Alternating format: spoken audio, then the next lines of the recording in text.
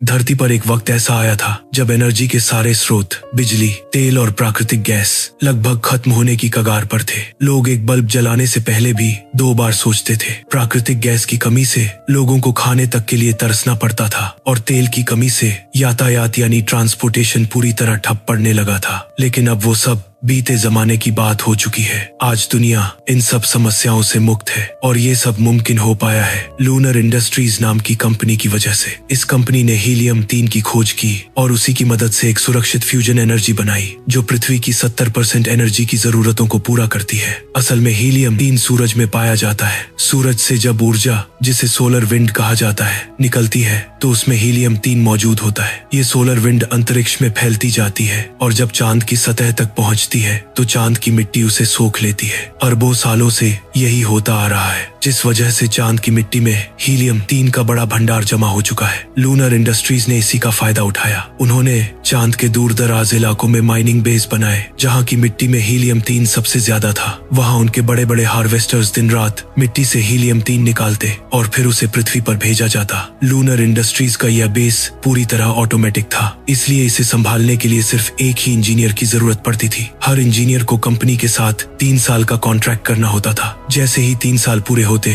पुराने इंजीनियर को पृथ्वी पर वापस बुला लिया जाता और उसकी जगह नया इंजीनियर भेजा जाता। इस समय बेस की जिम्मेदारी सैम बेल नाम के इंजीनियर के पास थी। जब हार्वेस्टर मिट्टी से हीलियम-3 निकालकर कंटेनरों में भर देते, तब सैम का काम शुरू होता। रोवर लेकर हार्वेस्टर तक जाता, कंटेनरों को इकट्ठा करता और फिर उन्हें लॉन्चर स्पेसक्राफ्ट से पृथ्वी की ओर भेज देता। अगर किसी हार्वेस्टर में खराबी आ जाती तो उसकी मरम्मत भी सैम ही करता। सैम की मदद के लिए वहां गर्टी नाम का एक एआई रोबोट मौजूद था। उसे खास तौर पर इंजीनियर्स को असिस्ट करने के लिए प्रोग्राम किया गया था। हालांकि गर्टी इंसानों की तरह चल फिर नहीं सकता था। वह बेस की छत से जुड़ा हुआ था और छत पर बने ट्रैक पर ही इधर उधर मूव करता था। अब सोचो, उस सुनसान अंतरिक्ष में जहां दूर दूर तक कोई जीवित प्राणी ना हो, वहां अकेले 3 साल बिताना कितना मुश्किल काम रहा होगा। ऊपर से गर्टी ने सैम को बताया था कि उनका कम्युनिकेशन सैटेलाइट खराब हो गया है। इसी वजह से चांद से पृथ्वी तक कोई लाइव बातचीत मुमकिन नहीं थी। सैम सिर्फ वीडियो मैसेज भेज और रिसीव कर सकता था। अपने अकेलेपन को मिटाने के लिए सैम गर्टी से ही बातें कर लिया करता था। इसके अलावा उसने वहाँ कुछ पौधे भी उगा रखे थे। उन्हें वह बिल्कुल पिता की तरह बड़ा कर रहा था। जब भी उसे फुर्सत मिलती, वह लकड़ी के मॉडल बनाकर अपना समय बिताता। जब सैम पृथ्वी से चांद आया था, उस समय उसकी पत्नी टेस प्रेग्नेंट थी। कुछ समय बाद टेस ने एक बेटी को जन्म दिया जिसका नाम उन्होंने रखा ईव। अब ईव 3 साल की हो चुकी थी, लेकिन सैम ने उसे सिर्फ वीडियो मैसेज में ही देखा था, असल में कभी नहीं। जल्द ही सैम का 3 साल का कॉन्ट्रैक्ट खत्म होने वाला था और वह बेसब्री से इंतजार कर रहा था कि कब पृथ्वी पर लौटकर टेस और ईव से मिलेगा। इसी तरह एक दिन सैम लकड़ी का मॉडल बना रहा था और साथ ही टीवी देख रहा था। कुछ देर बाद उसने टीवी बंद किया और कॉफी बनाने के लिए गर्म पानी लेने चला गया। सैम जैसे ही कप में गर्म पानी भर रहा था, अचानक उसने सामने कुर्सी पर एक लड़की को बैठे हुए देखा। पता नहीं कौन थी, लेकिन उसे देखकर सैम इतना हैरान रह गया कि उसका मुंह खुला का खुला रह गया। हड़बड़ाहट में उसका हाथ गर्म पानी की ओर चला गया और गर्म पानी उसके हाथ पर गिर पड़ा। सैम दर्द के मारे चीख उठा। अगले ही पल जब उसने फिर कुर्सी की ओर देखा तो वहां कोई नहीं था। लड़की गायब हो चुकी थी। यह बात जरूर अजीब थी, लेकिन सैम ने सोचा कि शायद यह उसका वहम है। उसने ज्यादा ध्यान नहीं दिया और गर्ती की मदद से अपने हाथ की मरहम पट्टी की और फिर सोने चला गया। अगली सुबह जब सैम की आंख खुली तो उसने देखा कि हार्वेस्टर ने एक और कंटेनर हीलियम-3 से भर लिया है। सैम तुरंत अपना रोवर लेकर उस कंटेनर को लेने निकल पड़ा। वह विशालकाय हार्वेस्टर मिट्टी से हीलियम-3 निकालता हुआ आगे बढ़ रहा था। उसके पीछे पत्थर और धूल का मलबा उड़ रहा था। सैम का रोवर अब हार्वेस्टर के करीब पहुंचने ही वाला था कि तभी अचानक उसे धूल में उसी लड़की का चेहरा नजर आया जिसे उसने पिछली रात कुर्सी पर देखा था। सैम हक्का बक्का होकर बस उसी चेहरे को घूरता रह गया और इसी चक्कर में उसका रोवर सीधे हार्वेस्टर के विशाल पहिए से जा टकराया। टक्कर इतनी जोरदार थी कि सैम बुरी तरह घायल हो गया और हार्वेस्टर भी बंद पड़ गया। उस हादसे में सैम का रोवर पूरी तरह टूट गया था। उसके अंदर की ऑक्सीजन तेजी से बाहर निकलने लगी। यह देखकर सैम ने फौरन अपने स्पेस सूट का हेलमेट पहन लिया, लेकिन अगले ही पल वह बेहोश होकर गिर पड़ा। कुछ देर बाद जब सैम को होश आया तो उसने खुद को स्ट्रेचर पर लेटे पाया। उसके पास गर्ती खड़ा था और उसकी देखभाल कर रहा था। सैम ने घबराकर पूछा, मैं कहाँ हूँ? गर्ती ने जवाब दिया, आप अभी बेस के मेडिकल रूम में हैं। आपका एक्सीडेंट हुआ था जिसमें आप घायल हो गए थे। क्या आपको कुछ याद है? सैम ने सिर पर जोर डाला, लेकिन हैरानी की बात थी कि उसे उस एक्सीडेंट का कुछ भी याद नहीं आ रहा था। गर्ती उसे याद था। गर्ती ने समझाया, एक्सीडेंट की वजह से आपके दिमाग को हल्की चोट आई है, इसीलिए कुछ बातें याद नहीं आ रही हैं। आपका शरीर भी कमजोर है, इसीलिए मुझे आदेश मिले हैं कि कुछ दिन आपको मेडिकल रूम में ही रखा जाए। इतना कहकर गर्ती वहां से चला गया।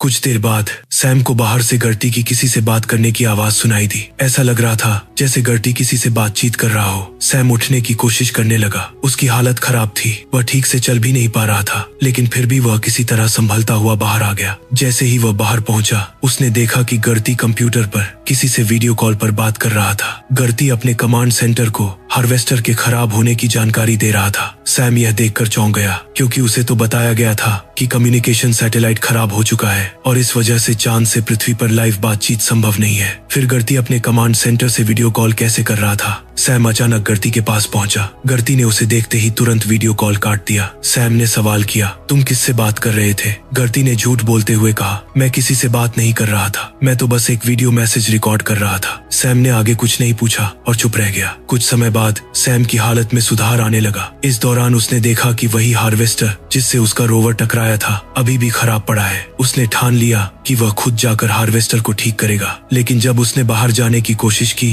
तो पाया कि गर्टी ने बेस के सारे दरवाजे लॉक कर दिए हैं। सैम ने गर्टी से कहा, दरवाजा खोलो। गर्टी ने जवाब दिया, नहीं, जब तक आप पूरी तरह शारीरिक और मानसिक रूप से स्वस्थ नहीं हो जाते, मैं आपको बाहर नहीं जाने दूंगा। इसके बाद गर्टी ने सैम को उसके कमांडिंग ऑफिसर्स का एक वीडियो मैसेज दिखाया। उसमें ऑफिसर्स कह रहे थे, हम एक रेस्क्यू टीम को चांद पर भेज रहे हैं, वे टूटे हुए हार्वेस्टर को रिपेयर करेंगे और फिर सब कुछ पहले जैसा हो जाएगा, तब तक तुम्हें बेस पर ही रहना होगा। वह मैसेज देखकर सैम और ज्यादा गुस्से में भर गया, क्योंकि वह खुद को पूरी तरह ठीक महसूस कर रहा था। फिर भी ऑफिसर्स उसे बेस से बाहर जाने से रोक रहे थे, लेकिन अब सैम ने ठान लिया था किसी भी हाल में वह बाहर जाएगा। तभी उसे एक तरकीब सूझी। उसने एक कंपार्टमेंट खोला और चाकू से एक पाइप पर छेद कर दिया। उस पाइप से गैस लीक होने लगी। गैस बाहर आते ही पूरे बेस में इमरजेंसी अलार्म बज उठा। तभी सैम ने गर्टी को वहां बुलाया। गर्टी तुरंत उस पाइप की मरम्मत करने लगा। इस बीच सैम ने गर्टी से कहा, मुझे लगता है कोई माइक्रो मीटियोरॉइड हमारे बेस से टकरा गया है, जिससे इस पाइप में छेद हो गया। हो सकता है उसने बेस के आउटर शेल यानी बाहरी हिस्से को भी नुकसान पहुंचाया हो, इसलिए मुझे बाहर जाकर आउटर शेल की जांच करनी होगी। लेकिन गर्टी ने सैम को बाहर जाने से मना कर दिया। उसने कहा, मुझे कमांड सेंटर से आदेश मिले हैं कि मैं तुम्हें बेस से बाहर न जाने दूं।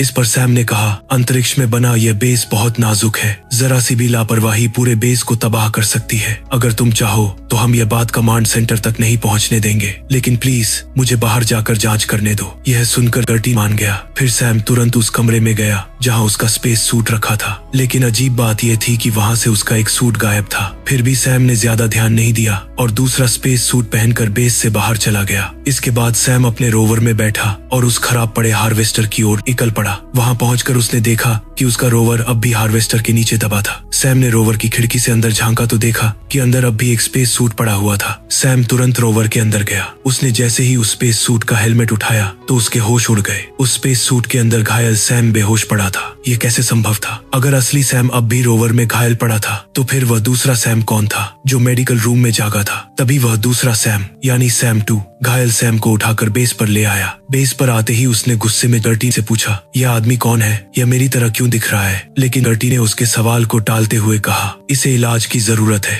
हमें इसे तुरंत मेडिकल रूम में ले जाना होगा। कुछ देर बाद घायल सैम स्ट्रेचर पर पड़ा बेहोशी से जागा। उसने पूछा, मैं कहाँ हूँ? गर्टी ने जवाब दिया, सैम, तुम बेस के मेडिकल रूम में हो। तुम्हारा हार्वेस्टर के साथ एक्सीडेंट हुआ था, क्या तुम्हें उस बारे में कुछ याद है? सैम बोला, हाँ मुझे याद है, मुझे धूल में एक लड़की का चेहरा नजर आया था, उसी वजह से मेरा ध्यान भटक गया और ये सब हो गया। उसी कमरे में सैम 2 भी मौजूद था। वह नजरें चुराते हुए सैम की सारी बातें सुन रहा था। हालांकि सैम को लग रहा था कि शायद यह सैम 2 उसकी आंखों का धोखा है। सैम ने गर्टी से पूछा, क्या हमारे अलावा यहाँ कोई और भी है? गर्टी ने बात घुमाते हुए कहा, सैम, तुम्हें रेस्ट की जरूरत है, तुम अभी आराम करो। यह सुनकर सैम ने सैम 2 को घूरना शुरू कर दिया। सैम 2 नजरें चुराता हुआ वहां से चला गया। कुछ देर बाद सैम अपने बिस्तर से उठकर बाहर आया। उसने देखा कि सैम 2 एक कमरे में एक्सरसाइज कर रहा था। अब सैम को समझ आ गया कि वह दूसरा आदमी उसका वहम नहीं बल्कि हकीकत है।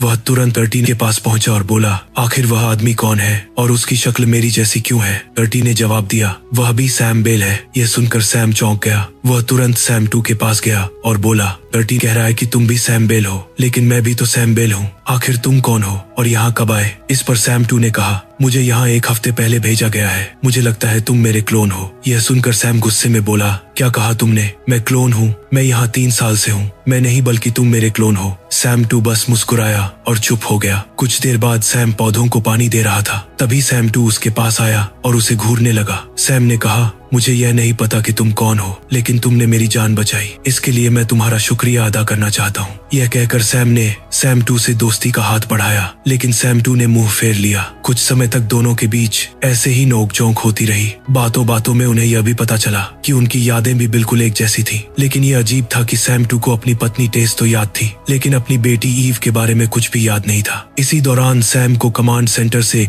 एक वीडियो मैसेज मिला। कमांडिंग ऑफिसर्स ने उसे बताया, रेस्क्यू टीम चांद के लिए रवाना हो चुकी है। वे 14 घंटे में चांद पर लैंड करेंगे। यह सुनकर सैम हैरान रह गया। उसे समझ नहीं आ रहा था कि आखिर कमांड सेंटर रेस्क्यू टीम को वहां क्यों भेज रहा है। फिर उसने अंदाजा लगाया, शायद कंपनी उसे पृथ्वी पर वापस ले जाने के लिए रेस्क्यू टीम भेज रही है, क्योंकि वह घायल भी है और जल्द ही उसका 3 साल का कॉन्ट्रैक्ट भी खत्म होने वाला है। लेकिन सैम 2 ने उससे कहा, क्या तुम्हें सच में लगता है कि वे तुम्हें रेस्क्यू करने आ रहे? मुझे समझ आ चुका है कि हम दोनों ही असली सैम बेल नहीं है। हम तो असली सैम बेल के क्लोन हैं। इसलिए जैसे ही तुम्हारा एक्सीडेंट हुआ, हमारे कमांडिंग ऑफिसर्स ने तुम्हें मरा समझ लिया और उसी वक्त मुझे बेस पर भेज दिया। अब तुम ही सोचो, उस खराब पड़े हार्वेस्टर को तो मैं भी ठीक कर सकता हूँ, फिर भी कमांडिंग ऑफिसर्स उसे ठीक करने के लिए रेस्क्यू टीम क्यों भेज रहे हैं? असल में हमारे कमांडिंग ऑफिसर्स नहीं चाहते थे कि मैं बेस से बाहर जाकर हार्वेस्टर ठीक करूं और अपने क्लोन यानी तुमसे मिलूं। इसलिए उन्होंने मुझे बेस में कैद कर रखा था और रेस्क्यू टीम भेजी थी ताकि वे तुम्हें खत्म करके हार्वेस्टर भी ठीक कर दे,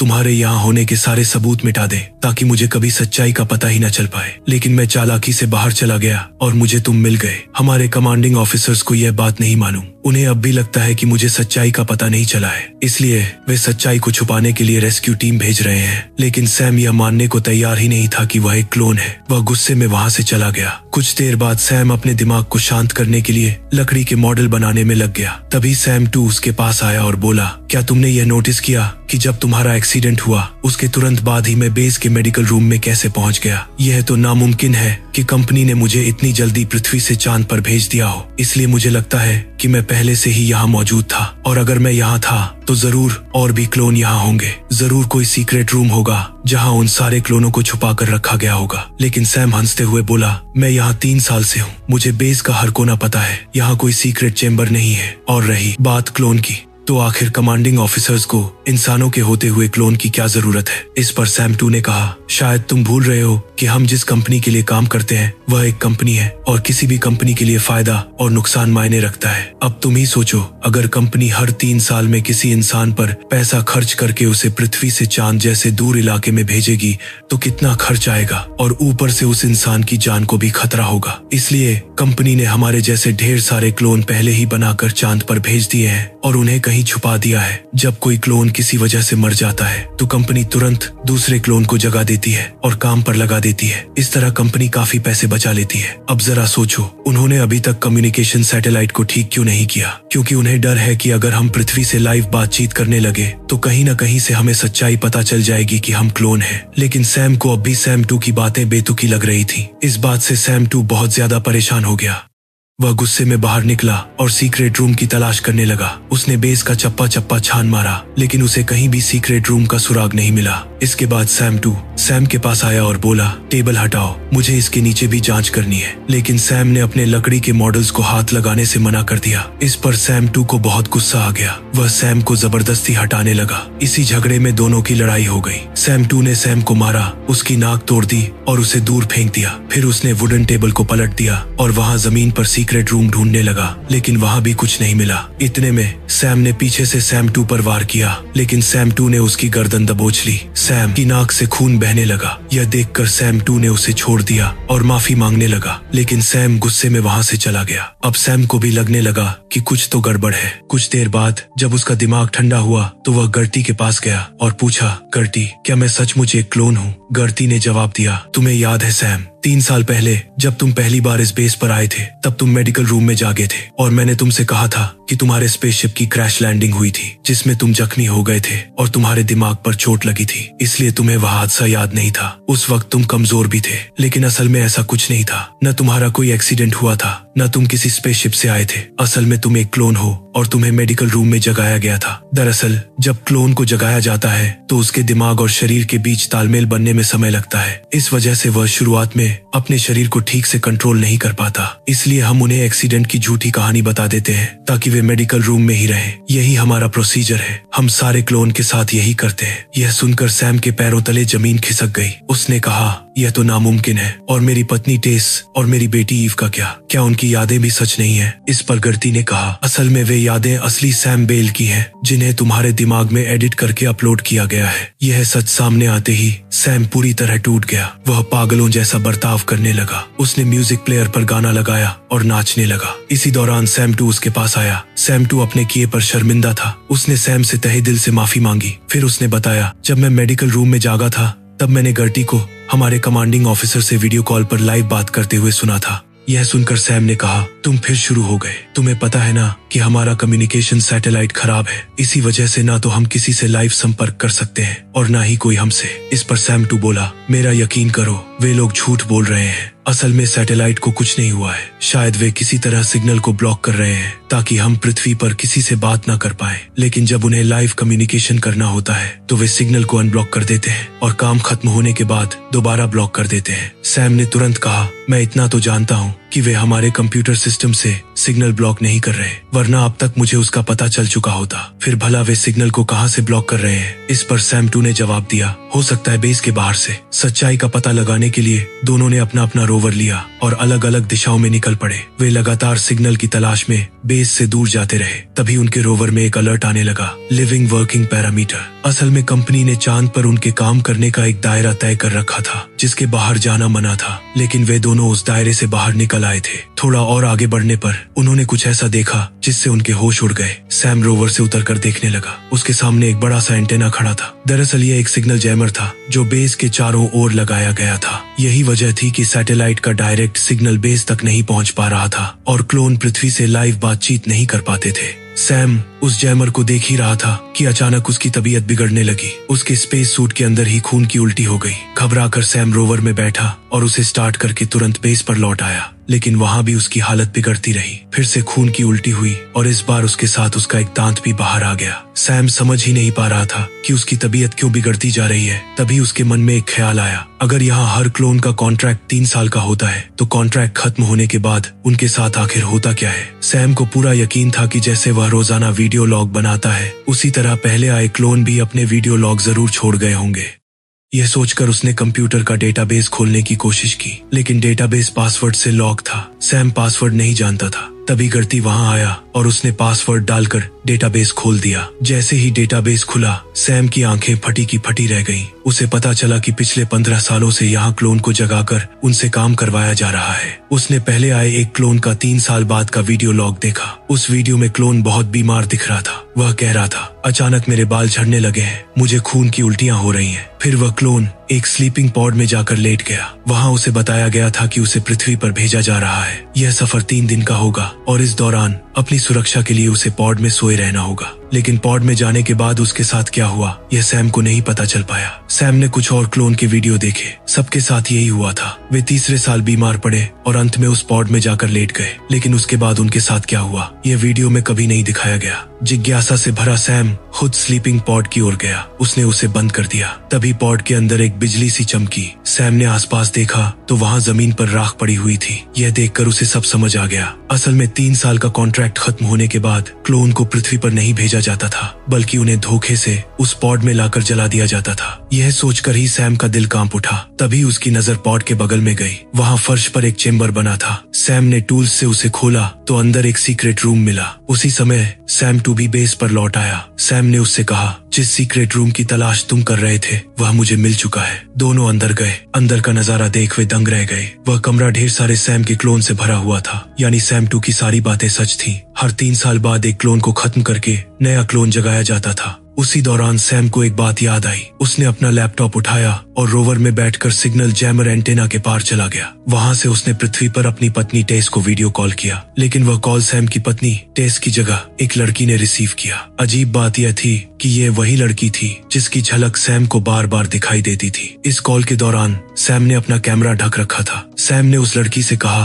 क्या मैं टेस बेल से बात कर सकता हूँ? लड़की ने जवाब दिया, माफ कीजिए, उनकी कुछ साल पहले ही मौत हो चुकी है। यह सुनकर सैम चौंक गया। उसने पूछा, तुम इतने यकीन से कैसे कह सकती हो कि टेस मर चुकी है? लड़की बोली, क्योंकि मैं उनकी बेटी हूँ, मेरा नाम ईव है। यह सुनकर सैम सन रह गया। उसने ईव से उसकी उम्र पूछी। ईव ने बताया, मैं अब 15 साल की हो चुकी हूँ। फिर सैम ने पूछा, टेस की मौत कैसे हुई? ईव यह कहकर अपने पिता को आवाज देने लगी, पापा, कोई अनजान आदमी मम्मी की मौत के बारे में पूछ रहा है। अंदर से आवाज आई, रुको बेटा, मैं आता हूँ। यह आवाज असली सैम बेल की थी, यानी असली सैम बेल अपने परिवार के साथ पृथ्वी पर था। यह समझते ही सैम ने तुरंत कॉल काट दिया। इस सच्चाई ने उसके दिल को बहुत गहरी चोट दी। अब उसे पूरा यकीन हो गया था कि वह कभी पृथ्वी पर नहीं जा पाएगा। यह सोचकर वह रो पड़ा। कुछ देर बाद सैम वापस स्पेस पर लौटा। अब उसकी हालत और भी बिगड़ चुकी थी। वह ठंड से कांप रहा था। यह देखकर सैम 2 को उसकी चिंता हुई। उसने सैम को बिस्तर पर लेटा दिया। फिर उसने सैम का लैपटॉप चेक किया। वहां उसे सैम और ईव की बातचीत की रिकॉर्डिंग मिली। इससे उसे भी सच्चाई का पता चल गया। सैम 2 ने कुछ सोचा और उसी वक्त गर्दी के पास गया। उसकी मदद से उसने सैम का एक नया क्लोन जगाने की प्रक्रिया शुरू कर दी। उसके बाद सैम 2 सैम के पास आया और बोला, तुम यहाँ 3 साल पूरे कर चुके हो। अब तुम्हें पृथ्वी पर जाकर नई जिंदगी शुरू करनी चाहिए। मेरे पास एक प्लान है। मैं तुम्हें हीलियम 3 लोडर में छुपाकर पृथ्वी की ओर भेज दूंगा। तुम सही सलामत वहाँ पहुँच जाओगे। जैसे ही पृथ्वी पर उतरो, लोडर से निकलकर दूर भाग जाना। इस तरह तुम हमेशा के लिए आजाद हो जाओगे। फिर उसने समझाया, लेकिन इसमें खतरा है। रेस्क्यू टीम जो कुछ ही देर में यहाँ पहुँचने वाली है, जब उन्हें क्रैश हुए रोवर में तुम नहीं मिलोगे तो वे समझ जाएंगे कि हम सच्चाई जानते हैं। तब वे मुझे खत्म कर देंगे और पृथ्वी पर जाकर तुम्हें भी ढूंढ कर मार देंगे। इसीलिए मैंने उस नए क्लोन को बाहर निकाला है। हम रेस्क्यू टीम को धोखा देने के लिए उस क्लोन को मारकर रोवर में तुम्हारी जगह डाल देंगे। इस तरह उन्हें हमारे प्लान पर शक नहीं होगा। प्लान कामयाब तो था, लेकिन सैम इसके लिए उस क्लोन की हत्या नहीं करना चाहता था। ऊपर से उसकी हालत और भी खराब हो चुकी थी। उसने कहा, अब मुझे नहीं लगता